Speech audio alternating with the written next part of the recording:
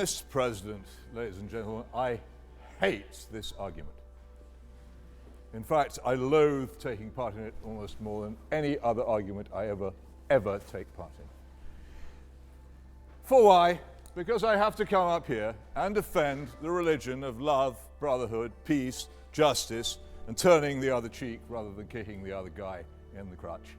And I have to listen while I'm doing it to these gentlemen, who remind me constantly of the most irritating, infuriating, revolting person I ever knew, namely my adolescent self. Honestly. I mean, haven't we all heard it all before? Horus, Mithras, they're all the same. No, they're not all the same. They all disagree with each other. They must be wrong. They can't all be right. This is the stuff of sixth form debate. There has been nothing serious said against the concept of God by the opposition this evening at all. I am expecting something serious to come from the third speaker, but there hasn't been anything so far.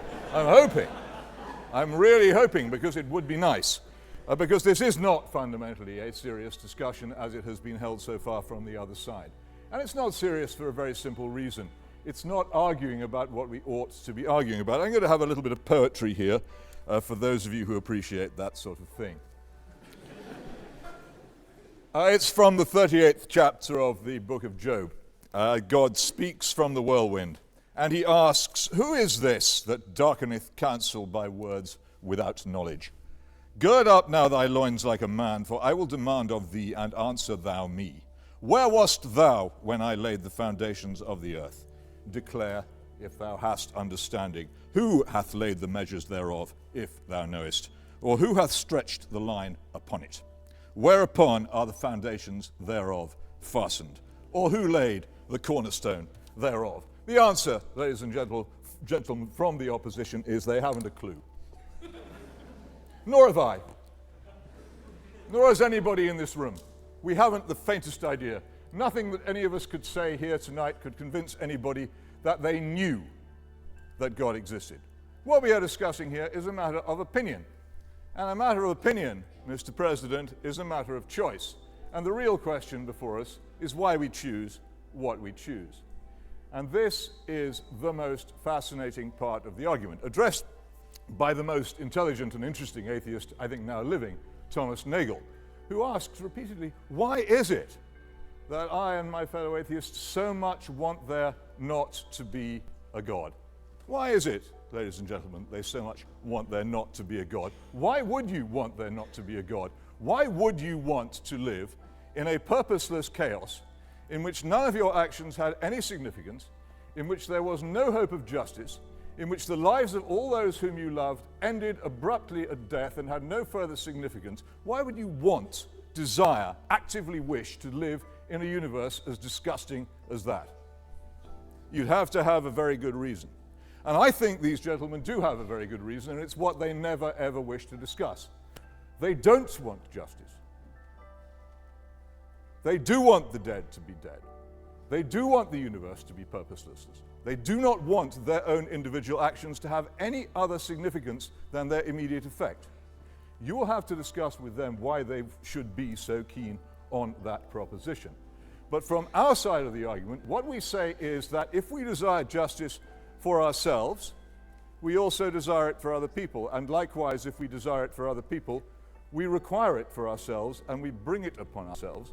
And on the basis of that, we construct, with some difficulty, with a certain amount of historical knowledge, in the case of some of us with an enormous amount of scientific knowledge of the universe, we construct a belief which helps us to discover, insofar as it is possible, what it is we ought to do and how it is we ought to live, in the belief that there is justice, that there is hope, that death is not the end, that our actions have a significance beyond what we immediately do. That really is what we are discussing. Do you want it or do you not want it? If you don't want it, then you can simply turn with raillery and badinage and mock the beliefs of others. I don't care to do that. I think atheists have a serious point of view. I understand why they seem so anxious to press it upon you. And I know, thanks to the general destruction and retreat of institutional Christianity in our society, that many, many people growing up feel under a great deal of conformist pressure because it is very fashionable to follow atheism at the moment. And I also know that a number of people who are in the end servants of power are quite anxious to dispel from our society the enormous force of restraint upon power which Christian belief provides. It's interesting that we had, he wasn't properly named, but Laplace quoted earlier on this evening as mocking the idea that he needed any such concept as God because he understood the universe perfectly without it. Quite why it stays up, I don't know, but he thought that he didn't need that explanation. Look up Laplace, some of you, and find out what an extremely nasty piece of work he was. I've no wonder he had no need for the concept of God. People like that don't, because God in our society stands very much against. And this is why I, after many, many years of not believing in God, came round to the view that I would choose to do so and act as if there is a God.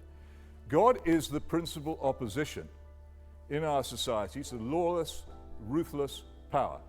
To the bully, to the autocrat, to the despot, to the criminal, to the person who treats his neighbors like dirt. Fundamentally, once we have dispensed with that concept in our society, we are left with nothing. Now, the atheists don't wish to discuss this because they know exactly what I'm saying. They're very well aware of the implications of what I'm saying for society in general. They know perfectly well that if everybody didn't believe in God, the comfortable lives they live in extremely agreeable suburbs, where they can trust people not to cheat them and rob them and mug them and rape them, would come to an end. They want to keep the secret to themselves. They want to have all the joys, not just now, all the joys and all the advantages provided by Christianity, but not pay the dues. Okay, this is the biggest flaw in his entire argument. He seems to imply that religion is here to keep us from being good or bad. I mean, we need religion to keep us to be good people, and that proves religion exists. I don't see the logic there, to be honest with you. And also, evolution taught us our morals, okay? Our morals come from evolution. It's very simple. I mean, we're 99% chimpanzee. We deviated from them about 6-7 million years ago. So we were weak. I mean, we don't have big teeth. We don't have huge muscles compared to other wild animals. To survive, or claws, we had to survive. We had to work as a group with our brains. So we started to work as a group. To be a group, you have to have rules, right? Rules are spoken or unspoken. If you steal your chimpanzee's banana, he's going to beat you to death, or whatever chimpanzees do, or whatever early humans did. If you mess with another early human's spouse, I don't know, maybe they took revenge on you. Or if you do other things that go against the betterment of the group, I'm sure the group would shun you or do other things to punish you. Kind of like the Amish. The Amish do a lot of shunning where I live. Anyhow, so it's for the betterment of the group. So morals are generally for the betterment of the group or the individual. And of course, they get codified into laws, and now we have laws or 10 commandments that got brought down by Moses. I mean, yeah, sure, but they originate in 7 million years ago when we lived as a group and we needed these morals to survive. So just the fact that we need religion to be good doesn't hold a lot of water and definitely doesn't prove religion or God. So I don't see the argument there, but it seems to be what he hangs his hat on.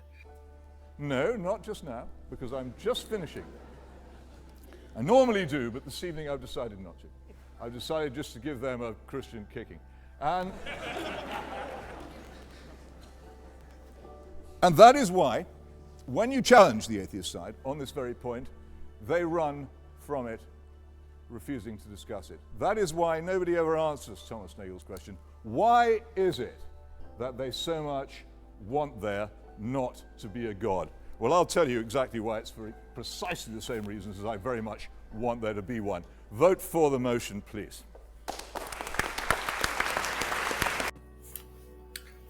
Final thought is that Jane Goodall actually witnessed a 2.5 year war between two chimpanzee tribes.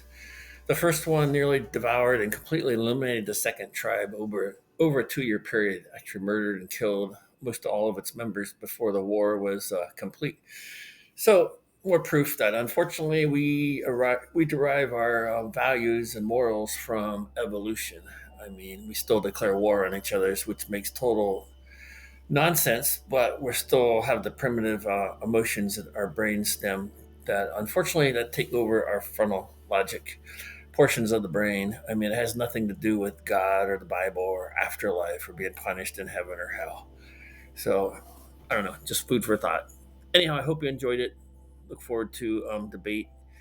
Any comments in the comment section, and if you really enjoyed this, give me a go science, amen, in the comment section. Bye bye.